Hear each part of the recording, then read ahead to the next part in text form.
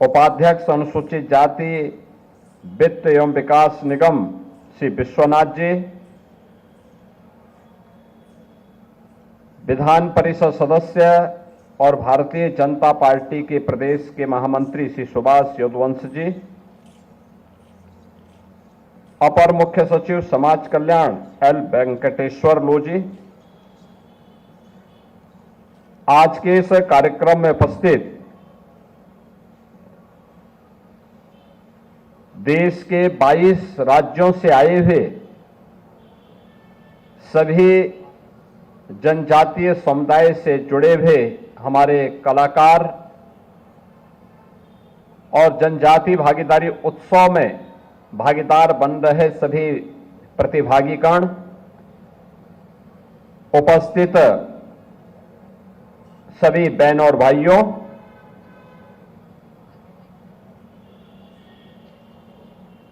आदरणीय प्रधानमंत्री जी की प्रेरणा से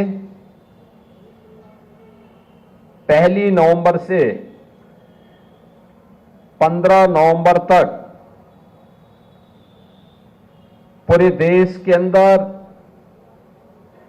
जनजातीय गौरव पखवाड़ा आयोजित किए जा रहे हैं। जनजातीय समुदाय को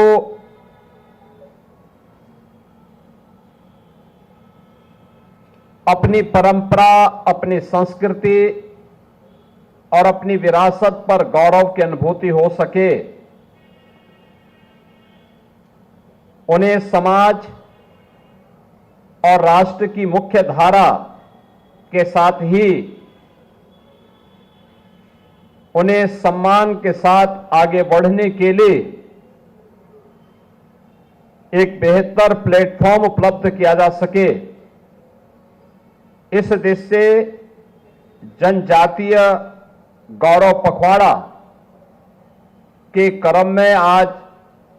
जनजातीय भागीदारी उत्सव का आयोजन प्रदेश की राजधानी लखनऊ में किया जा रहा है। ये जो उत्सव है, जिसमें देश भर के 22 राज्यों से आए हुए जनजातीय समुदाय के कलाकारों के द्वारा जनजातीय संस्कृति और वहां की परंपराओं के बारे में अपना प्रदर्शन करने के साथ ही अनेक प्रकार के कार्यक्रमों को इस दौरान यहां पर प्रस्तुत करने का कार्य हो रहा है। खासतौर पर सांस्कृतिक समागम और यात्रा, जिसमें मैं 22 राज्यों के इन कलाकारों को इन कार्यक्रमों के साथ जुड़ने का अवसर प्राप्त हो रहा है। इसमें कलाकार सहभागिता की दृष्टि से भी अरुणाचल प्रदेश पार्टनर स्टेट होने के साथ ही इसमें गुजरात, जम्मू कश्मीर, महाराष्ट्र, सिक्किम, उड़ीसा, राजस्थान, छत्तीसगढ़, कर्नाटक, मध्य प्रदेश, बिहार, उत्तराखंड, पश्चिमी बंगाल, मिजोरम, गोवा, केरल, हिमाचल प्रदेश, असम, त्रिपुरा, झारखंड, पंजाब, इन सभी राज्यों के कलाकार उत्तर प्रदेश में आकर के इस जनजाति भागीदारी उत्सव में सहभागी बन रहे हैं। इस कार्यक्रम में एक हस्तशिल्प और कला प्रदर्शनी का भी आयोजन किया गया है और साथ साथ एक व्यंजन मेला भी लग रहा है, जिसमें जैवनार और देसी स्वाद जो जुड़े हुए हैं उनको भी यहां पे प्रस्तुत करने के साथ ही जनजाति साहित्य को समर्पित साहित्यिक और विकास मंच, जो जनजातीय साहित्य के साथ साथ धरती आबा के प्रति हम सम्मान का भाव व्यक्त कर सकें, इसको समझने देखने का एक मंच हम सबको प्राप्त हो रहा है। बहनों और भाइयों, यह वर्ष हम सबके लिए कई मायनों में बहुत महत्वपूर्ण है। यह वर्ष भारत शिल्पी लौह पुरुष सरदार वल्लभ भाई पटेल की 150 वर्ष जयंती के पूरे होने का वर्ष है। यह वर्ष धरती आबा भगवान बिरसा मुंडा की जयंती के 150 वर्ष पूर्ण होने का वर्ष भी है। याद करिए, 31 अक्टूबर 1875 को लौह पुरुष सरदार वल्लभ भाई पटेल का जन्म होता है और 15 नवंबर 1875 को धरती आबा भगवान बिरसा मुंडा का जन्म होता है। यह वर्ष भारत का राष्ट्रगीत वंदे मातरम के भी 150 वर्ष में प्रवेश करने का वर्ष है। यानी एक अमर गीत जिसने भारत की जनचेतना को जागरूक करते हुए भारत की स्वाधीनता को एक नया मंत्र दिया था, उसके भी 150 वर्ष पूर्ण होने की ओर अग्रसर हुए हैं। और यह वर्ष भारत के संविधान, जैसे बाबा साहब भीमराव अंबेडकर ने जिस संविधान को भारत जैसे देश के अनुकूल बनाया था, जो स्वतंत्र भारत की एकता और अखंडता का एक आत्मा बन गई,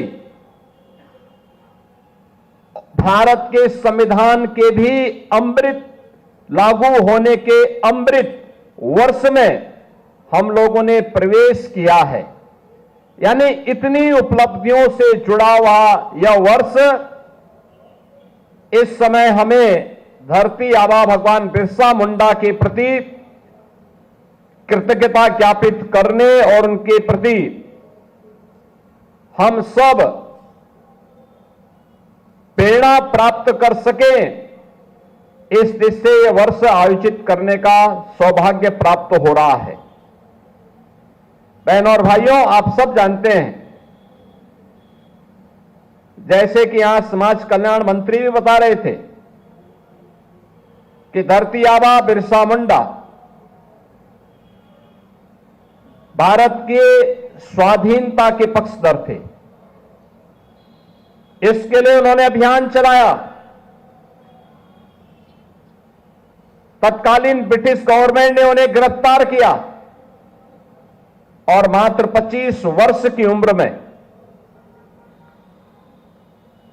उन्होंने रांची के जेल में अंतिम श्वास ली। उन्होंने उस समय जनजातीय समुदाय को एक ही नारा दिया था और वह नारा था, अपना देश अपना राज। यानी देश हमारा है तो राज भी हमारा होना चाहिए, विदेशी हुकूमत भारत के अंदर राज न करे। और यह हमारा सौभाग्य है कि 15 नवंबर की तिथि को जनजातीय दिवस के रूप में पूरा भारत आयोजित कर सके, इसकी प्रेरणा प्रधानमंत्री मोदी जी ने पूरे देशवासियों को दिया। और आज उसी का परिणाम है कि हम एक पूरे पखवाड़े को 1 नवंबर से लेकर के 15 नवंबर तक जनजातीय गौरव पखवाड़ा के रूप में आयोजित कर रहे हैं, जिसमें इन 15 दिनों में जनजातीय समुदाय को विभिन्न प्रकार की योजनाओं के साथ जोड़ने और इन 15 दिनों में उनकी जो परंपरा और संस्कृति है, विभिन्न प्रकार के कार्यक्रमों के माध्यम से उसे अलग अलग स्थानों पर भी उसका प्रस्तुतिकरण देखने का अवसर हम सबको प्राप्त हो रहा है। बहनों और भाइयों, उत्तर प्रदेश देश की आबादी का एक सबसे बड़ा प्रदेश है। जनजातीय समुदाय की आबादी उत्तर प्रदेश में